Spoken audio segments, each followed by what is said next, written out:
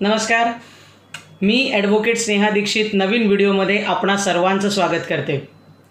आजही समाजामध्ये असा गैरसमज आहे की आपला मुलगा जर व्यसनी असेल, दारुडा असेल किंवा बाहेर त्याला वेगवेगळे असे जर छंद असतील तर लवकरात लवकर त्याचं लग्न करून द्या म्हणजे तो सुधरेल।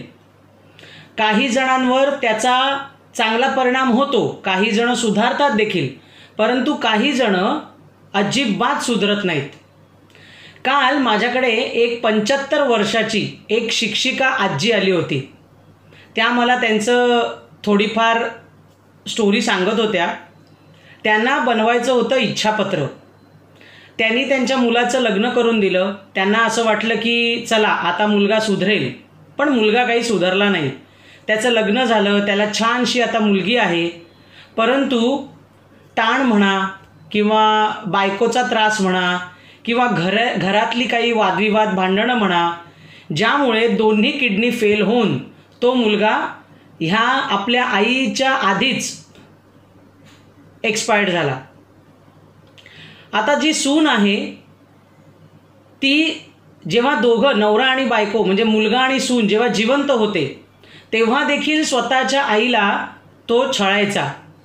प्रॉपर्टीवरून, पैशांवरून त्याच्या आईने त्याचे जवळजवळ 30 ते 40 लाख रुपये त्याच्या कुठल्या तरी, आज हा बिझनेस चालत नाही आहे पैसे दे ग, आज हे व्यसन केलं आहे मला पैसे दे ग, अशा प्रकारच्यामध्ये कमीत कमी 30 ते 35 लाख रुपये त्याच्यावर ओवाळून टाकले।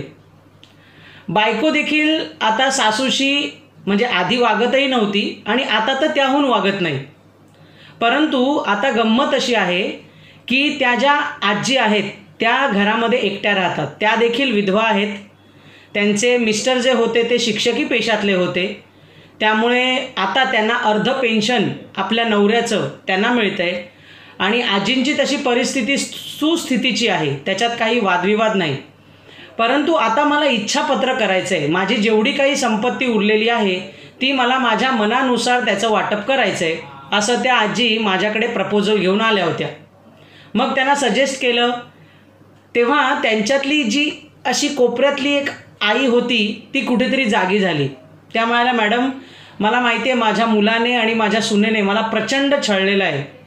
माझ्या मुलीने मला जेवढी पाहिजे तेवढी मदत केलेली आहे, परंतु आता गंमत अशी आहे किंवा दुर्दैव म्हणा तर माझा जावई देखील एक्सपायर्ड झाला, माझा मुलगा देखील मी गमावला आणि माझे मिस्टर जे आहेत ते देखील आता ह्या जगामध्ये नाही आहेत। म्हणजे राहिल्या आम्ही सगळ्या बायका। आता मी गेल्यानंतर जर हे मी इच्छापत्र जर करून ठेवलं नाही तर ह्या घराचं किंवा माझ्या ज्या इतक्या वर्ष कमवलेल्या नोकरीचं त्याचा जो पैसा आहे त्याचं काय करणार, हा मला प्रश्न पडला। म्हणून मीच पुढाकार आता घेतला आहे आणि तुमच्याकडे इच्छापत्र करायला आले। त्यांना आपल्या मुलीला आणि आपल्या सुनेला, मग ती अक्षरशः कितीही क्रूर आहे हे सगळी उदाहरणं त्या काकूंनी आजींनी मला दिली, परंतु ती सून क्रूर असूनसुद्धा त्यांना ही जाणीव आहे की आपल्या मुलाने हिला काहीही दिलेलं नाही, ना इकॉनॉमिकली मदत केलेली आहे आणि ना काहीच नाही। म्हणजे पुढेसुद्धा जर ह्या घरातनं ती गेली तर तिला कुठचं घर मिळू शकेल हा देखील प्रश्न आहे। आणि म्हणूनच त्यांनी आपलं जे एकमेव घर आहे त्याची वाटणी आपल्या मुलीला आणि आपल्या सुनेला अशी दोन्ही प्रकारे केली। त्यानंतर आपली जी काही रक्कम उरणार आहे त्या आपल्या दोन्ही ज्या पुढच्या नाती आहेत म्हणजे मुलीची मुलगी आणि मुलाची मुलगी ह्यांच्याकरता केलेलं आहे। लक्षात घ्या, 60 नंतर 70 नंतर बऱ्याच आजी आजोबा माझ्याकडे येतात इच्छापत्र करण्याकरता। खूप प्रॉपर्ट्या कमवलेल्या असतात, मग त्यांना प्रश्न असा पडतो की अरे करायचं काय। त्यामुळे योग्य सल्ला घेऊन जेव्हा त्यांच्या प्रश्नांचं व्यवस्थित सांत्वन केलं जातं त्यानंतरच रजिस्टर, नोटरी किंवा मग रजिस्ट्रेशन अशा प्रकारचं डॉक्युमेंटेशन आम्ही बनवतो आणि त्यांना कुठेतरी एक शांतता मिळवून देतो। त्यामुळे इच्छापत्र किंवा मृत्यूपत्र ह्याबद्दल जर तुम्हाला काहीही प्रश्न असतील तर तुम्ही फोनवर देखील माझ्याशी संपर्क साधू शकता आणि येऊ शकता।